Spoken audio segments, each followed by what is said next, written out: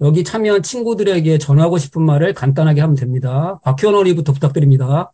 안녕하세요. 저는 8조 1번 운양동에 사는 곽효원입니다. 안녕하세요. 또 뭐 해야 되나요? 아, 그 학원에서 참여한다고 글 쓰다가. 안녕하세요. 저는 경기도 부천시 신도초등학교 5학년 배준호입니다. 반갑습니다. 예, 반갑습니다. 안녕하세요. 서현동에 사는 3번 한다혜입니다. 오늘 대회 함께 열심히 해봅시다. 예, 고맙습니다. 안녕하세요. 양산시에 사는 8조 5번 전민성이라고 합니다. 좋은 경험이 됐으면 좋겠습니다. 예, 고맙습니다. 네, 안녕하세요. 저는 5학년이고 대전에 살고 있습니다. 금성초를 다니고 이제 선대하게 된 계기는 여러 가지 좋은 경험을 하고 싶어서 참가하게 되었습니다. 감사합니다. 안녕하세요. 서울시 대치동 대안초 6학년 2반 권도윤이라고 합니다. 반갑습니다. 안녕하세요. 저는 서울 압구정초등학교에 다니고 있는 이윤서입니다. 오늘 이 자리에서 전국에 모인 친구들과 함께 즐겁고 재미있는 독서 토론 시간 가지고 있었으면 좋겠습니다. 안녕하세요. 저는 서울 반포동에 사는 6학년 송우진입니다. 중앙대학교 부속초등학교를 다니고 있습니다. 감사합니다. 예, 안녕하세요. 저는 인천 송도 연수구에 사는 8조 10번 신다원이라고 합니다. 잘 부탁드립니다. 안녕하세요. 저는 평순초등학교 6학년 김명준입니다. 처음 독서 토론하는데 많이 떨리네요. 안녕하세요. 부천 상일초 다니는 황예인이라고 합니다. 잘 부탁드립니다. 예, 고맙습니다. 안녕하세요. 수원시 선행초 6학년에 다니고 있는 안시연입니다. 처음이지만 한번 열심히 해보겠습니다. 감사합니다. 안녕하세요. 대치동 대도초등학교에 다니는 8조 14번 이혜준이라고 합니다. 감사합니다. 네, 안녕하세요. 저는 8조 15번 마석초에 다니는 조예찬이라고 합니다. 오늘 잘 부탁드립니다. 안녕하세요. 부산 당전초 5학년 김지민입니다. 오늘 많은 걸 배워가고 싶습니다. 감사합니다. 여러분들 처음 만나서 반갑습니다. 저는 이번에 순사를 맡게 된 변승지라고 합니다. 긴장하지 말고 오늘 평소대로 자기 의견 잘 얘기해주고 이제 좋은 의견으로 토론을 마쳤으면 좋겠습니다. 본선 진출 다시 한번 축하드립니다. 우리 초등학교 고학년 8조는 재미있는 날씨와 기후변화 이야기를 가지고 독서 토론 대회를 하겠습니다. 여러분은 어떤 날씨를 가장 좋아하는지 그걸 짧게 자기 경험을 바탕으로 이야기해 주세요. 자, 이윤설인이 부탁드립니다. 저는 비 오는 날을 가장 좋아합니다. 왜냐하면 아파트 화단에 심어놓은 제 방울토마토 딸랑이가 하늘에서 내리는 비를 맞고 무럭무럭 잘 자랄 것을 생각하면 입가에 저절로 미소가 지어지기 때문입니다. 저 눈 오는 날이 가장 좋습니다. 왜냐하면 눈이 오면 눈사람도 만들고 눈싸움도 할 수 있기 때문입니다. 저는 따뜻한 날씨를 좋아합니다. 왜냐하면 제가 아예 따뜻한 것을 거의 다 좋아해서 따뜻한 걸 가장 좋기 때문입니다.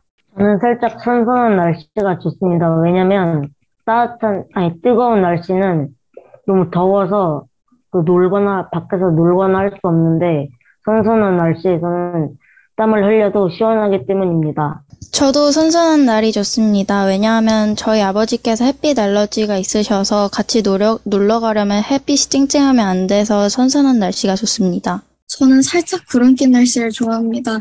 너무 해가 비치는 걸 별로 좋아하지 않기 때문에 구름 낀 걸 좋아해요. 저는 눈 오는 날씨를 좋아합니다. 그 이유는 눈 오는 날에는 스키를 타고 여름에는 더워서 제가 잘 견디지를 못하지만 겨울에는 썰렁하기 때문에 제가 어느 정도 시원하게 지낼 수 있기 때문입니다. 저는 햇빛이 되게 따뜻한 날을 좋아합니다. 왜냐하면 저는 추위를 되게 못 견뎌서 따뜻한 날을 좋아합니다. 저는 선선한 날씨를 좋아합니다. 왜냐하면 선선하면 바람도 많이 불고 시원하기 때문입니다. 저는 밝고 바람이 시원하게 부는 날씨를 좋아합니다. 왜냐하면 놀고 나왔을 때 시원한 바람이 불면 기분이 좋습니다. 저는 바람이 많이 부는 날을 좋아합니다. 왜냐면 저는 날씨가 더운 게 싫고 바람이 많이 부는 날을 좋아하기 때문입니다. 저는 비가 내리는 날씨를 좋아합니다. 왜냐하면 저는 비가 오는 날에 우산을 쓰고 산책을 하면서 물웅덩이가 생기는 거나 잎사귀 같은 곳에 물방울이 맺히는 것을 보는 것을 좋아하기 때문입니다. 저는 눈 오는 날씨가 가장 좋습니다. 저는 경상남도에 살기 때문에 눈이 오는 장면을 많이 못 보기 때문에 눈이 오는 장면을 보고 싶기 때문입니다. 네, 저는 비가 많이 오지 않는 날씨를 좋아합니다. 왜냐하면 제가 바깥 활동을 되게 좋아하는 성격이라서 비가 오면 밖에서 못 놀기 때문입니다. 저는 눈이 오는 날씨를 좋아합니다. 왜냐하면 눈이 바닥에 쌓이면 밟을 때 나는 소리가 기분이 좋고 눈싸움을 할 수 있기 때문입니다. 날씨가 우리 생활에 끼치는 영향을 잘 고민했다가 발표를 해주세요. 이번에는 권도현 학생부터 김수민, 전민성, 한다인 어린이 순서로 가겠습니다. 저는 날씨가 너무 추우면 따뜻한 밥이 생각납니다. 왜냐하면 계속하세요. 날씨가 추울 때 따뜻한 밥을 먹으면 몸이 따뜻해지기 때문입니다. 저는 더운 날에는 반팔과 반바지를 입고 추운 날에는 긴팔과 긴 바지를 입는 것입니다. 우리 집은 추울 때 창문에 뽁뽁이를 붙여서 최대한 차가운 공기가 들어오는 것을 막습니다. 비가 심하게 내리는 날에는 기분이 우울해집니다. 해가 맑은 날이면은 식물들이 잘 자라고 비가 많이 오는 날이면 강물이 넘치는 날도 있어요. 하늘에 구름이 예쁘게 있으면 사진을 많이 찍어요. 비 오는 날에는 물웅덩이에서 놀고 싶은 마음이 생깁니다. 농장에 가면 가뭄이나 심한 피해가 입으면 농작물이 잘 자랄 수 없습니다. 여름에 사람들이 회 같은 거를 잘 먹는데 저는 그런 걸 생각할 때마다 식중독을 주의해야 된다고 생각이 듭니다. 얼마 전처럼 폭우가 내리거나 하면은 많은 강이 넘치거나 해서 수해가 많이 일어나기도 합니다. 저도 다른 토론자님이랑 비슷한데 여름철에는 해산물이 금방 삭기 때문에 익히지 않는 해산물을 먹는 것은 위험하다고 생각했어요. 저는 겨울에 추운 날씨에 코코아를 먹고 싶어요. 날씨가 시원할 때는 기분이 좋아지는데 뭔가 엄청나게 더울 때는 완전 땀이 나니까 뭔가 짜증이 나요. 솔직히 말하자면 더울 때는 바깥이 따뜻한 때는 밖에 나가서 놀고 싶은데 비가 오면 자꾸 졸려요. 추울 때면 김치찌개 같은 음식을 먹어요. 저는 따뜻한 햇살이 내리쬐는 여름날에는 보통 태양빛을 잘 흡수하지 않는 하얀색 옷을 입고 외출을 합니다. 또 무더운 날에는 아이스크림을 많이 먹어서 배탈이 나거나 감기에 걸려요, 항상.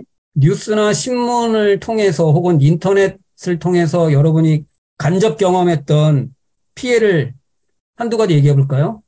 이번에는 이제 자원자부터 손들면 답을 듣겠습니다. 한다인 어린이부터 얘기하겠습니다. 비가 너무 많이 내려서 반지하가 당기는 일이 있었어요.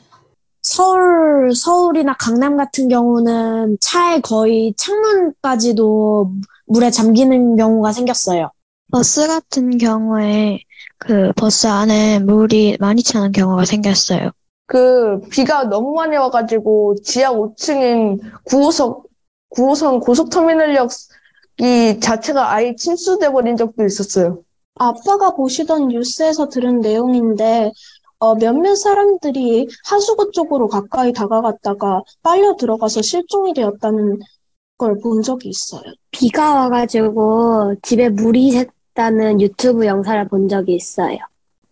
비가 와서 먼지들이랑 같이 섞여서 사람들이 더러운 물 속을 다니니까는 그것도 약간 병을 일으킬 수 있다고 생각합니다. 물이 저희 가스레인지까지 차가지고 빗물이 계속 새서 피해를 봤어요. 학원에 갔는데 땅이 물로 젖어 있어서 신발도 같이 젖은 적이 있어요. 뉴스에서 누가 사람들이 놀러 갔다가 냇가에 물이 잠겨서 죽었다는 사례를 본 적이 있어요. 빗물로 인해서 아파트 내부에 바닥이 미끄러워져서 사람이 넘어지는 걸 봤어요. 근래 들어 이런 이상기후를 보이는 이유를 아는 대로 얘기해 주시면 되겠어요. 역시 자원자부터 받겠습니다. 신다운 어린이 이야기해 주세요. 자동차의 매연가스나 쓰레기 등등으로 아예 피해를 봐요. 최근에 그 책에서 소들이 쌓는 배설물에서 탄소가 나와서 이상기후가 발생한다는 글을 봤어요. 사람들이 공장을 한 지역에만 몇천 개를 생산하고 만들면서 점점 더 가스가 생겼다고 합니다. 쓰레기를 제대로 버리지 않아 생긴 악취들이 모여가지고는 이상기후가 생긴 것 같습니다. 우리가 음식을 배달시킬 때 음식이 배달이 오잖아요. 그렇죠. 그때 음식에 담겨있는 용기가 플라스틱인데 그 플라스틱이 한번 사용하고 버리니까 재활용을 하지 못한 쓰레기들, 플라스틱들이 바다에 모여가지고 쓰레기섬을 만들었다는 이야기를 들었거든요. 네. 그래서 그 플라스틱이 이상기후를 일으키지 않나 싶어요. 환경오염 때문에 바닷물의 온도가 변해서 그 이상기후를 일으킨다는 이야기를 들은 적이 있습니다. 공장에서 내버린 오염수로 바다가 오염돼요.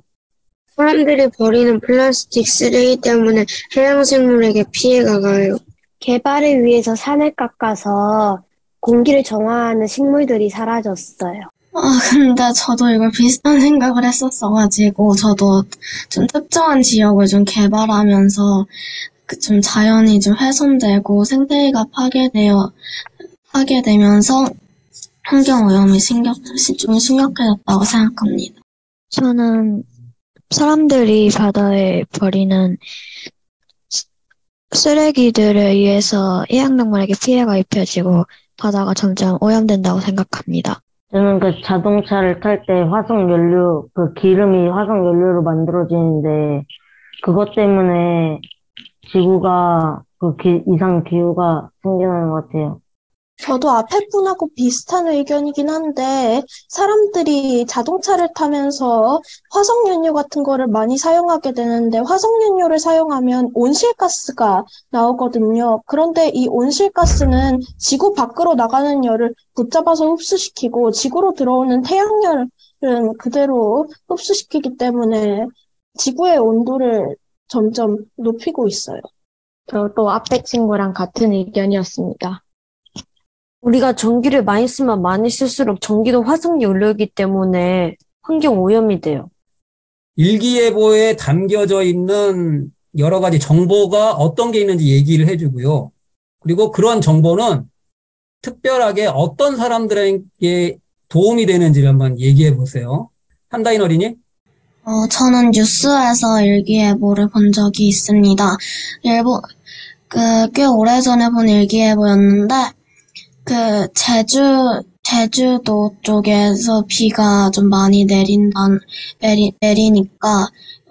바다나 그런 쪽에는 안 가는 게 좋다. 이런 내용의 일기예보였습니다. 제 생각에는 이런 일기예보는 제주도 같은 섬 쪽에 사는 사람들이 약간 좀 이렇게 바다에 좀 파도나 이런 거에 좀 대비할 수 있는 그런 게 될 것 같습니다.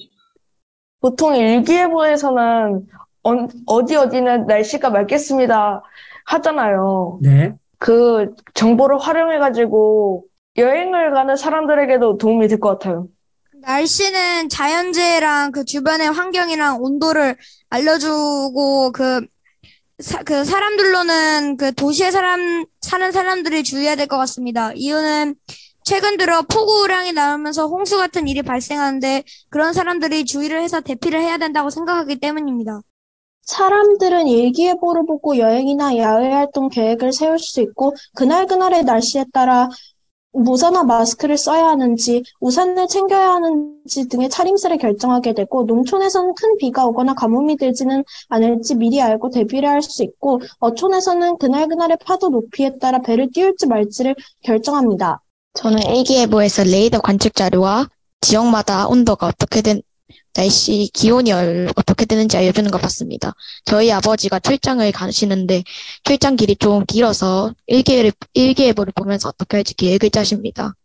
제가 예전에 한번 일기예보를 봤는데 일기예보에서 2주에서 3주 뒤에 날씨도 미리 알려주는 것을 봤습니다. 제가 일기예보를 봤는데 태풍이 지나간다고 해서 미리 대비한 적이 있습니다. 일기예보를 보고 날씨나 그 장소를 정할 수 있어요. 최근에 일기예보를 보는데 폭염이 온다고 해가지고 휴대용 선풍기를 챙겨간 적이 있어요. 날씨에서 아예 지역의 날씨나 아예 그 일주일 정도의 날씨가 나타나는데 그래서 그 농촌 사람들에게 매우 도움이 될 것 같습니다. 왜냐하면 농촌의 사람들이 뭐 비가 많이 오는지 아니면 비가 적게 오는지에 따라서 농산물의 양이 달라지기 때문입니다. 일기예보에서 최저 기온과 최고 기온이 나오는 걸 보고 겉옷을 챙길지 말지를 결정한 적이 있어요.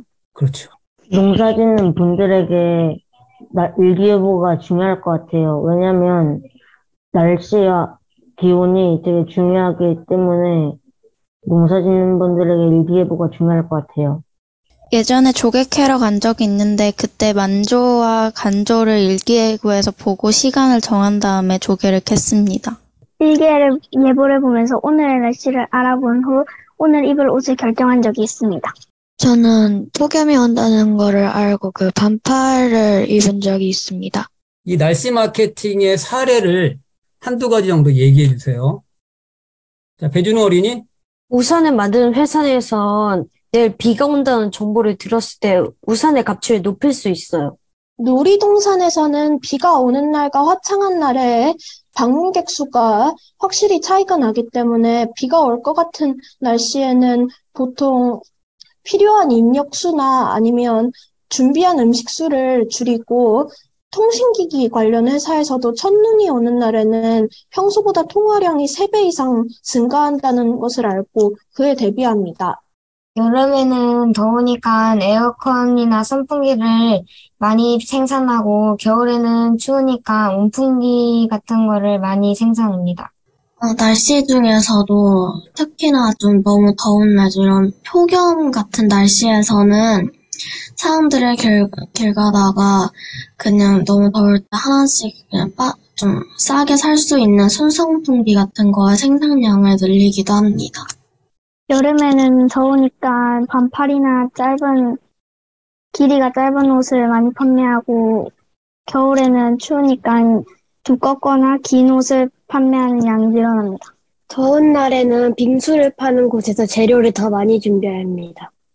비가 오는 날에는 놀이동산에서 직원 수를 많이 줄입니다.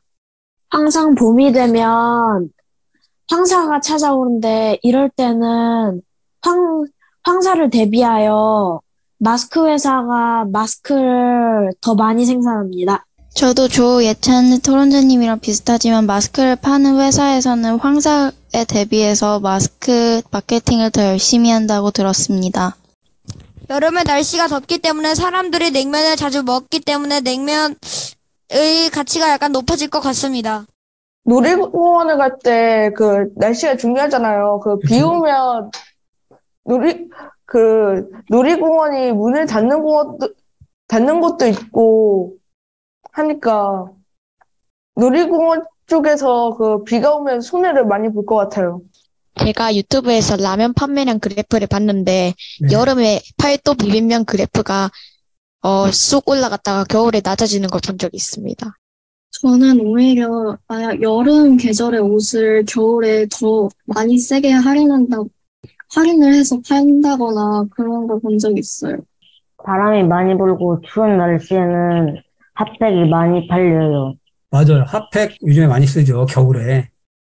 자, 선생님이 지금 골고루 시켰다고 하는데 아직 발표 안 한 친구 있습니다. 자, 물이 어디부터 시작돼서 어떤 경로로 뭐 흩어졌다가 다시 내려와서 모이고 뭐 그런 흐름을 얘기하면 됩니다. 바닷물이 태양빛에 의해서 수증기로 증발되고 그 증발된 수증기가 구름이 되어서 다시 비로 내리면 다시 바닷물과 합쳐져서 이 과정이 계속 순환됩니다. 태양빛을 받아서 증발한 수증기가 응결하여서 구름이랑 이슬, 안개로 이렇게 변합니다. 강, 호수, 바다, 토양 등에서 수증기가 증발하여 위쪽으로 올라가고 그 위에서 차가운 공기를 만나 구름이 됩니다. 작은 물방울들이 서로 합쳐져서 무게가 무거워지면 비나 눈의 형태로 지상으로 내려가고, 이렇게 지상으로 내려온 물이 땅의 지형을 변하고 다시 지하수로 흘러갑니다. 바다에 바닷물이 있고, 육지에는 지하수, 호수물, 그리고 강물이 있잖아요. 그렇죠. 그리고 그 물들이 증발해가지고 구름으로 올라가는데, 그 구름에서 눈이나 비로 내릴 거 아니에요. 네. 눈으로 내린다면, 눈이 땅으로 내리니까 그 눈이 녹아서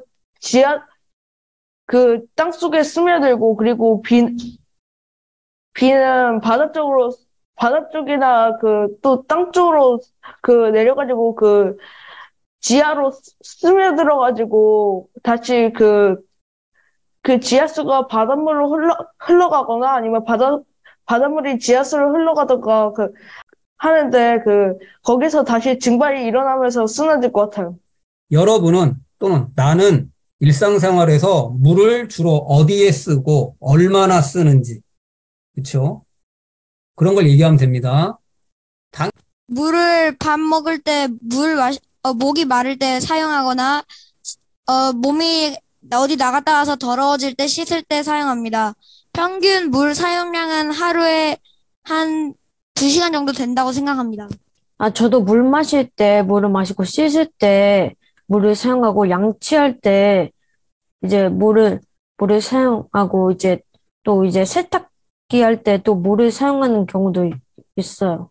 저도 몸을 씻거나 물을 먹을 때 물을 사용하고요. 저희 집에 상추가 있는데 그거를 기를 때 물을 사용합니다. 집에 작은 화단이 있어서 거기에만 물을 한 500리터 정도 사용하니까 한 3, 4리터 정도 쓰는 것 같아요.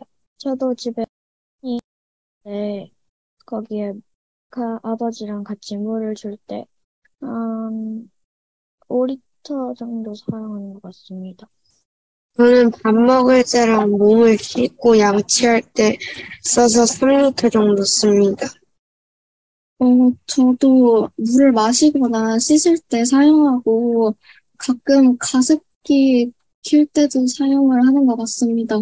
저는 양치할 때나 물 먹을 때, 몸 씻을 때 등에 물을 사용하는데 한 3리터 정도 사용하는 것 같아요. 내 생활에서 물을 절약할 수 있는 방법이라든가 아니면 우리 가족들이 물을 사용량을 줄일 수 있는 방법을 잠시 생각해보고 얘기해주면 되겠습니다. 신다원 어린이부터 하겠습니다. 샤워 시간을 줄이거나 아니면 화단에 물을 두는 걸 조금만 더.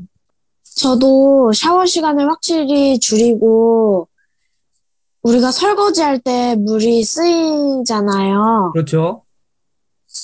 그래서 설거지를 하려면 물이 많이 필요한데, 그 물을 줄이려면 우리가 그릇을 사용하는 걸 좀 더 줄이던가 해야 될 것 같습니다.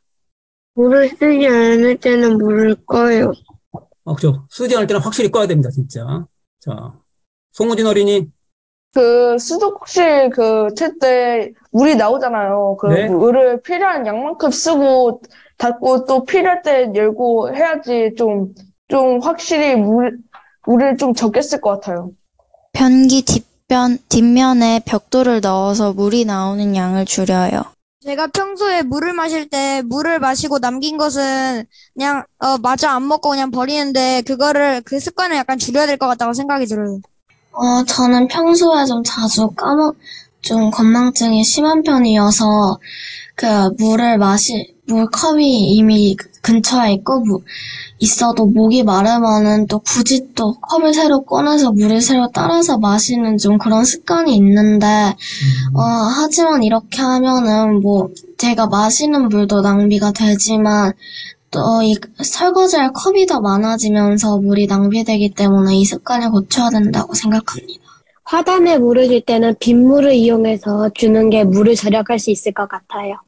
저는 평소에 그림을 그릴 때 붓을 씻거나 아니면 색깔을 조정하는 용도로 물을 많이 사용하는데 항상 완벽한 색이 아니면 다시 한번 씻고 새롭게 조합해가지고 쓰거든요. 그런데 이제는 조금 그렇게 완벽주의로 그림을 그리는 습관을 버리고 지구의 그 물을 더 생각해야 할 것 같아요. 저는 양치할 때 컵을 잘 사용하지 않는 편인데, 그럴 때마다 물을 계속 낭비하는 것 같아서, 이제 앞으로는 컵을 사용해야 될 것 같아요. 저도 앞에 분처럼 그 양치할 때 컵을 안 써서 저도 컵을 써야 될 것 같아요. 근데 요즘에는 과학적으로, 기술적으로 이런 방법을 쓰는데 그게 뭔지 알아요? 기우제 대신에 과학기를 이용하는 거. 자, 곽혜원 어린이? 인공으로 비를 내리게 하는 거예요. 인공 강우요. 인공 강우라고 하죠, 인공 강우. 그럼 인공 강우는 어떻게 하는지 혹시 거기에 쓰이는 재료나 약품이 뭔지 조금 더 설명해 줄 수 있는 사람? 배준 어린이? 그 비행기를 이용해서 인공 강우를 내리게 해요. 구름 위에 구름씨를 뿌리는데 그 구름씨가 무거워지면 비로 만들어지게 돼요. 인공 구름씨를 만드는 데는 드라이 아이스, 염화칼슘 등이 있어요. 염화칼슘이 아니었죠. 또 한 가지 방법이 더 있더라고요. 책을 보니까. 네. 나머지 한 가지 방법에는 아이오딘화 은이 든 로켓을 구름에 쏘는 방법이 있어요. 위도 영향을 받는데 그 위도에 따라서 혹시 기억나는 바람을 이야기해 줄 수 있는 사람? 배준 어린이? 전 두 가지가 기억나는데, 첫 예. 번째는 무역풍이고, 네. 두 번째는 편서풍이에요. 또 서역풍이 있어요. 네. 신다원 어린이? 제가 알고 있는 바람의 종류에는 무역풍, 편서풍, 극동풍 세 가지가 있습니다. 무역풍은 적도에서 위도 30도 사이에서 부는 바람입니다. 편서풍은 위도 30도에서 60도 사이에 부는 바람으로 지구 자전 방향의 영향으로 인해 비스듬하게 부는 따뜻하고 습한 바람입니다. 그리고 극동풍은 위도 60도부터 90도 사이에서 부는 차가운 바람입니다. 근데 공기가 이렇게 움직인다는 거는 왜, 무엇 때문에 움직이는지 아는 대로 얘기해 주면 됩니다. 스트레스 받지 마세요. 저는 공기의 온도타로 인해서 바람이 생긴다고 들었던. 공기에는 고기압이랑 저기압이 있는데 고기압에서 저기압으로 가면서 계속 바람이 붑니다. 지구가 자전해서 가장 핵심 얘기했어요. 지구가 만약에 자전하지 않았다면 바람이 이렇게 불지 않았겠죠. 그렇죠? 그것도 좋은 겁니다. 저 조혜찬 어린이 말씀 못 해주세요. 지구가 돌면서 계절이 바뀌는데 그 계절마다 바뀌는 풍이 다 달라져요. 온도가 생기면서 낮아지거나 높은 거에 따라 바람이 생긴다고 생각했습니다. 예, 알겠습니다. 고맙습니다. 날씨와 기후는 같은 게 아니에요. 그렇죠? 날씨와 기후는 다릅니다. 짧게 얘기해 주세요. 기후는 날씨보다 더 큰 범위를 말해요. 날씨는 특정 지역에서 일정한 시간에 나타나는 기상현상이고 기후는 어떤 지역에서 오랜 기간 동안 나타나는 날씨의 평균 상태예요. 자, 우리나라 기후가 있고 우리나라보다 추운 기후가 있고 우리나라보다 더 따뜻한 기후 이렇게 나누면 금방 떠오를 거예요. 자, 배준호 어린이? 러시아는 기온이 추워요. 그렇죠. 그럼 거기도 이제 기후가 따로 있겠죠. 그렇죠. 그 기후 이름을 생각나면 더 좀 이따 또 얘기하면 됩니다. 아마존 같은 곳은 열대기후라고 생각해요. 제가 기억나는 것은 냉대기후, 온대기후, 고산기후, 열대기후 이렇게 있어요. 제가 알고 있는 기후는 열대기후, 열대우림기후, 열대계절풍기후, 사바나기후, 건조기후, 온대기후, 한대기후, 냉대기후, 고산기후, 툰트라기후, 지중해성기후 등이 있습니다. 고산기후는 산이 많아가지고 바람이 잘 안 오는, 바람이 넘어가기 힘든 거라고 알고 있어요. 우리나라는 온대기후에서 이 기후로 바뀔 거라고 하는데 혹시 어느 기후로 바뀌는지 알고 있나요? 들어본 적 있나요? 황혜린 어린이? 열대기후라고 들었던 것 같아요. 아열대기후로 점점 변해지고 있다고 들었어요. 최근 한 3주 동안 보고 들었던 뉴스에서 소개됐던 걸 얘기해도 됩니다. 혹은 책에서 소개된 것도 괜찮습니다. 이혜준 어린이부터 들을게요. 책에서 지구 온난화로 인해 지구의 날씨가 점점 더워지고 있다는 걸 들었습니다. 저 기후 변화로 인해서 요즘 폭우가 정말 많이 왔어요. 기후 변화로 인해서 여름과 겨울이 길어지고 봄과 가을이 짧아졌습니다.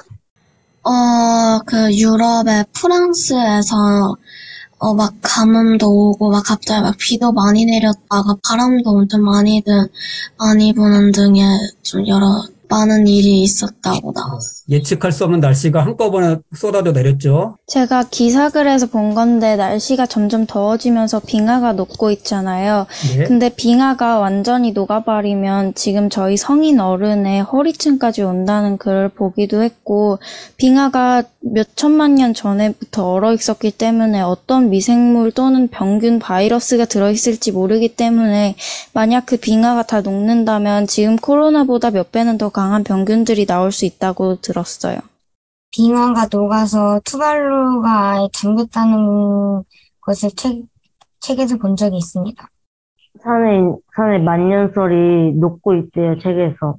점점 날씨가 더워지면서 사막화가 되고 사막화가 심해지면서 그 사막화된 땅이 황폐화가 되면서 살 수 있는 땅이 점점 줄어든다는 소리를 들은 적이 있습니다. 바닷물이 따뜻해지면서 그 바닷물 속에 있는 그 산호초들이 싹 다 죽어버렸거든요. 그래가지고 산호초들이 죽어서 투발루뿐만 아니라 그 인근의 섬들과 서울까지 잠긴다고 하네요. 날씨가 더워지면서 바다에서 수증기 양이 증가하여 태풍이 점점 커진다고 들었습니다. 2000년대 들어 엘니뇨 현상이 좀 더 심해지면서 바닷물에 잠기는 나라가 많아졌다고 합니다. 지구를 둘러싸고 태양을 막아주는 오존 레이어가 점점 얇아지고 있다고 들었어요. 저도 아까 나왔던 말과 비슷하긴 한데 엘니뇨와 라니냐 현상이 점점 주기가 짧아지고 있다는 말을 들었어요. 자, 어떤 방법을 선택하면 그 황사 현상 혹은 사막화를 조금이라도 막거나 늦출 수 있을까요? 아는 대로 혹시 얘기할 수 있나요? 전민성 어린이? 뉴스에서 봤는데 어떤 환경운동가가 이제 지구가 점점 사막화되고 있다는 걸 알아서 나무를 심는다는 걸 본 적이 있습니다. 네, 고맙습니다. 배준 어린이? 그 사막화를 늦추기 위해서 이제 인공 강우를 좀 더 많이 내려야 돼요. 쓰레기를 줄여서 사막화를 막아야 될 것 같아요. 제가 과학 관련 잡지 같은 데서 봤는데 사막화의 가장 큰 주요 원인이 이산화탄소라고 들어서 나무를 더 심는 행사를 많이 하면 괜찮을 것 같아요. 탄소세를 지금 당장에서 찬성해야 된다 하면 찬성해놓고 근거를 한번 대야 되고요. 아니, 나는 탄소세 도입은 지금 아니고 좀 늦춰도 된다. 그러면 반대의 근거를 대면 됩니다. 준비됐으면 손 들고 얘기해 주세요. 찬성입니다. 탄소세를 찬성입니다. 지금부터 내야 된다. 이유는요? 왜냐하면 환경 문제는 지금 위급한 상황이라서 도입하지 않으면 나중에 공장을 막 놓고 굴렸다가는 나중에 다시 되돌릴 수 없는 상황이 되면 안 되니까 그걸 미리 대비하기 위해서 그 탄소세를 도입해서 먼저 사용할 때마다 돈을 내야지 환경 보호가 자칫 이루어질 것 같아요. 예, 고맙습니다. 저도 찬성입니다. 예, 이유를 말씀해 주시면요. 왜냐하면은 환경이 한번 오염되면은 되돌리기 어렵기 때문에 지금도 환경이 지금 오염되고 있기 때문에 도입해야 된다고 생각합니다. 예. 저는 반대입니다. 예, 반대하는 이유를 들어볼까요? 왜냐면 지금 당장에 우리는 석유나 화석 연료 빼고는 쓸만한 에너지가 딱히 없기 때문입니다. 저는 반대측 입장이고요. 아직 개인의 노력으로 실천해서 탄소 배출을 막을 수 있는 일들이 많은데 굳이 빠르게 탄소세를 도입해서 기업들에게 너무 경제적 부담을 주는 것은 아닌지 염려스럽기 때문입니다. 저는 찬성입니다. 왜냐면 제가 어디서 들었는데 2050년에는 인류가 멸망할 수 있다고 들었거든요. 네, 저는 찬성 측인데 개인의 이익을 생각하는 것도 좋지만 개인의 이익만 생각하다 보면 나중에는 환경이 정말 많이 파괴되어 있을 수도 있기 때문입니다. 저는 반대입니다. 이렇게 해외 사업과의 경쟁에서 우리 산업을 밀리게 하는 것보다는 법을 좀 이것까진 아닌데 좀 법을 제정해서 막는 것이 조금 더 효율적이라고 생각합니다. 저는 아직 우리나라는 좀 친환경 에너지보다는 약간 화석 연료를 좀 더 많이 의존하는 편이어서, 탄소세가 뭐 언젠가는 필요하긴 하겠지만, 이런 탄소세를 도입하게 되면은, 이게 에너지 비용 같은 걸로 인해서 좀 물가가 좀 상승하거나 아니면 좀 경제에 좀 나쁜 영향을 미칠 수 있다고 생각합니다. 저는 반대측입니다. 물론 환경을 중요하게 생각하긴 하지만 현실적으로 한국에만 해도 기업이 수천만 개가 있는데 그 모든 걸 하나씩 조사해서 탄소세를 각각 부과하는 것이 현실적으로 불가능하고 기준도 굉장히 애매할 거라고 생각합니다. 그리고 만약에 가능하다 쳐도 그걸 조사하러 다니기에는 교통비도 들기도 하고 차에서 뿜어져 나오는 매연과 탄소 배출이 더 늘어날 것으로 생각이 되기 때문에 차라리 탄소세를 높이는 바에는 탄소세를 만드는 대신에 제도와 법을 더 강화시키거나 친환경 에너지 사용을 도입하는 것이 더 낫다고 생각합니다. 저는 찬성입니다. 왜냐하면 이미 많은 동식물들이 멸종되었는데 만약에 탄소세를 부과하지 않게 되면 더 많은 물건을 만들어서 그만큼 더 많은 쓰레기가 낼 것이고 그것 때문에 환경 오염이 훨씬 될 것이기 때문입니다. 저는 찬성 입장입니다. 왜냐하면 계속 지역 발전에만 힘쏟거나 그렇게 계속 발전을 하려고 하면은 환경이 더 오염되면서 환경이 오염되면 지구가 멸망하면 결국 지역 발전하기 힘들기 때문입니다. 저는 찬성합니다. 왜냐하면 공장은 언제든지 멈출 수 있지만 환경은 한번 일어나면 멈출 수 없을 만큼 커지기 때문입니다. 저도 조회찬 토론자님과 비슷하게 환경 오염이 일어나면 멈출 수가 없기 때문에 당장이라도 조그맣게 노력을 해서 어느 정도 멈춰야지 우리 생활에 영향을 덜 끼칠 거라고 생각하기 때문에 찬성입니다. 저도 찬성하는데요. 현재 기후변화가 점점 과속화되어 가기 때문에 후에 어떻게 될지도 모르고 지금 그렇게 공장을 돌리는 것은 사람들에게 이익이 있는 것이지만 그렇게 탄소세를 내면서 점점 이산화탄소를 줄여가면 지구에 있는 모든 생명들에게 이익이 되는 것이기 때문에 일단 탄소세를 도입해야 한다고 생각합니다. 찬성입니다. 왜냐하면 지금 계속 경제만 발전하면은 환경이 오염되고 환경이 오염되면 6번째 대멸종이 일어나서 인간을 포함한 몇몇 종이 멸종할 것이기 때문입니다. 여러분은 스스로 등교를 거부하고 지구를 살리기 위한 운동에 참여할 것인지 아니면 학생 신분은 학교에 공부를 하는 사람이니까 학생으로서의 책임을 다할 건지 그걸 결정하면 됩니다. 자, 성우진 어린이는 어떤 걸 선택하셨나요? 저는 그 찬성을 선택하였습니다. 예, 이유를 얘기해 주세요. 왜냐하면 여기 선생님 정치가 뭐예요? 여기에서 마지막에 청소년이 역사를 바꾼 사례가 있다고 하니까 그렇게 열심히 그 캠페인에 참여하면 바뀔 수 있을 거라 생각했어요.